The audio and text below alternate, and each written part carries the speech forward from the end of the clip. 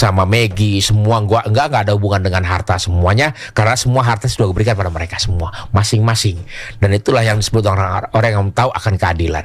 Jadi nggak perlu repot. Kalau misalnya nanya, Bang Kiwil, ini anak telantar, rumah gue masih gede, Neng. Itu gede. Kalau memang lo nggak sanggup biayain, itu jual aja.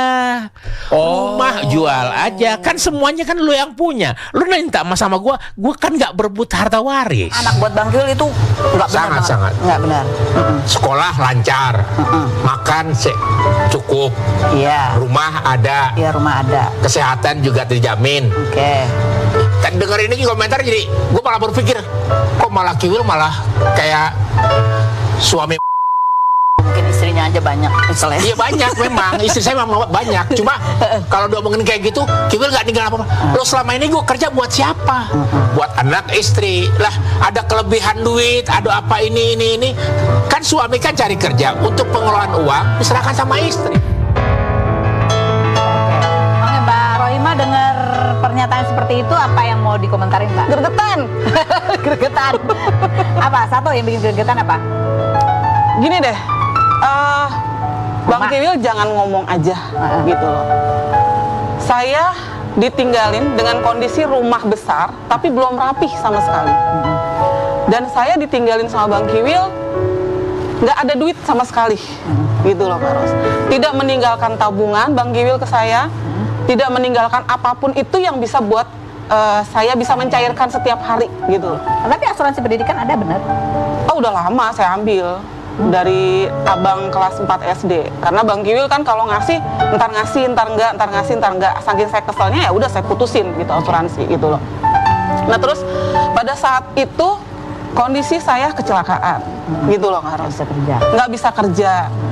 Angan-angan saya, cita-cita saya dan harapan saya bercerai dengan Bang Kiwil, saya bisa ada kerjaan gitu loh. Tapi kan qadarullah, Allah mentakdirkan saya untuk kecelakaan. Jadi semuanya impian saya bercerai dengan Bang Kiwil pupus. Bukannya pupus ya, diambang-ambang gitu loh. Beda lah dengan ekspektasi yang saya pengen raih gitu loh. Pada saat itu benar-benar tabungan nggak ada gitu loh. Benar-benar apapun itu yang dikasih Bang Kiwil itu nggak ada, hanya rumah gitu loh Bang. Nah itu saya bertahan jangan sampai rumah ini kejual. Saya bertahan gimana caranya saya harus sembuh ini kaki saya gimana caranya saya harus bisa menghasilkan uang, gimana caranya saya nggak mau ngemis sama Bang Kiwil ataupun sama keluarga besarnya Bang Kiwil. Karena bagi saya gini, saya juga punya harga diri loh, gitu.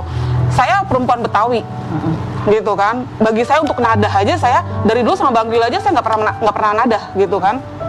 Jadi saya berpikir, ya Allah sembuhkan kaki saya. Karena saya bagaimana juga saya masih ada tanggung jawab yang masih ada sekolah gitu loh. Dan bapaknya ini seakan-akan budak kuping, budak hati segala macem, yang memang ini anak ditinggalin sama bapaknya apa sih? Kalau Bang Kiwil bilang asuransi ada ini, udah lama bro asuransi diambil gitu loh. Untuk biaya kehidupan. Untuk biaya kehidupan.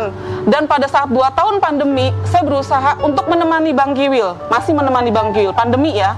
Saya masih berusaha, itu pun ada uang karena memang kita pengen benerin rumah, tapi terjadi pandemi, akhirnya kepakailah untuk setiap hari. Dan berjalan. Sampai Bang Kiwil happy di rumah saya pandemi gitu loh. Bang Kiwil nggak ada pikiran untuk gimana-gimana, karena memang saya tidak mensosor dia untuk pengeluaran pada saat pandemi gitu loh Kak Ros.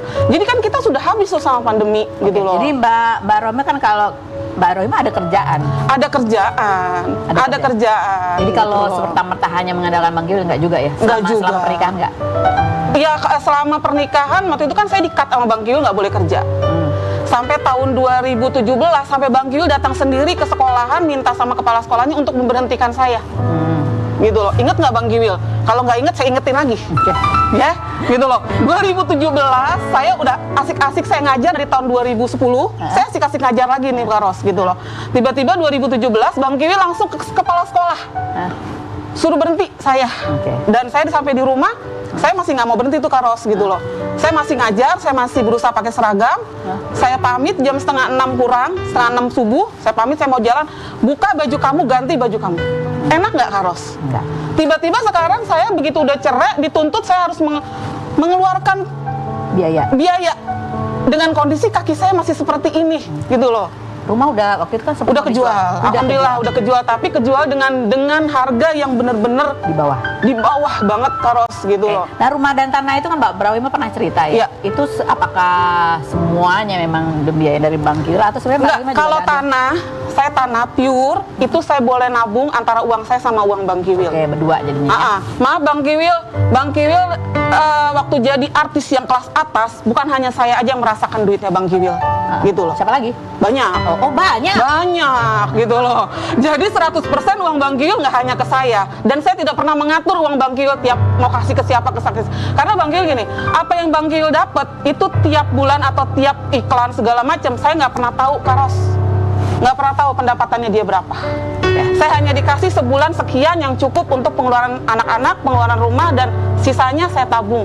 Oke, baik. Itu ya. Itu kita hanya pengen dengar komentarnya Mbak Rohimah. Karena gini saya kesel. Oh iya. Kayaknya kita kasih salurannya biar ngomong ya keselnya. Oke, ini ngomong soal Mbak Rohimah pernah mengajar. Kita sekarang panggilkan ini guru yang sudah pensiun tapi masih terus passionnya untuk mengajar, berbagi ilmu dan berbagi pengalaman masih dilanjutkan, dan sekarang melalui media TikTok. Kita lihat dulu profil Mbah Guru berikut ini. Melan Ahmad atau Mbah Melan, pria asal Purworejo kelahiran 1945 ini pernah mengajar di SMA Negeri Kejuruan Muda Kuala Simpang dan SMP Negeri 13 Purworejo hingga harus pensiun pada 2003. Anak ketiga dari 7 bersaudara ini viral karena mengajarkan matematika kepada netizen melalui live TikTok, di mana ide itu berasal dari anak-anaknya. Pria yang disiapkan peralatan untuk live oleh anak-anaknya ini live setiap hari dengan 2 sesi di pukul 4 sore sampai pukul setengah 6 sore dan di pukul setengah 8 malam sampai pukul 9 malam. Mbah Melan yang pernah beberapa kali diberikan stiker oleh netizen, salah satunya singa ini memiliki usaha bimbel bina prestasi siswa yang hanya memiliki murid online. Benarkah Mbah Melan tidak menyangka bahwa dirinya akan viral? Dan benarkah Mbah Melan tetap mengajar di usianya sekarang karena hobi mengajar? Saksikan kisah selengkapnya hanya di Rumpi No Secret. Baik, kita sudah bersama dengan Mbah Melan yang sekarang nama TikToknya adalah Mbah Guru ya. Sebelum panggilnya Mbah Guru, aku mau nanya ya. Ini kan dari dulu mengajar matematika. Iya. Apa istimewanya dari matematika yang membuat Mbah Melan ini terus konsisten mengajar matematika? Matematika itu mudah untuk dipelajari dibandingkan dengan mata pelajaran yang lain bagi saya, tapi bagi Mbak itu enggak.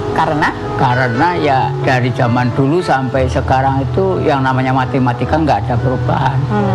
Umpamanya misalnya 2 kali 3 zaman dulu sama dengan 6. Sekarang juga tetap 6. Iya, sekarang 6. Nanti tahun 2045 juga 2 kali 3 sama dengan 6. Oke. Kecuali kalau lain itu misalnya IPS, zaman Majapahit. Oh iya. Berubah terus sejarah makin banyak ya, gitu ya. Nah, Mbak Melan kan sekarang Mbak Melan ini ngajarnya live melalui TikTok ya. Iya. Lebih susah mana belajar matematika sama belajar pertama kali operate itu sosial media TikTok? Jawabannya setelah berikut ini, jangan kemana-mana, tetap di Rumpi Musik.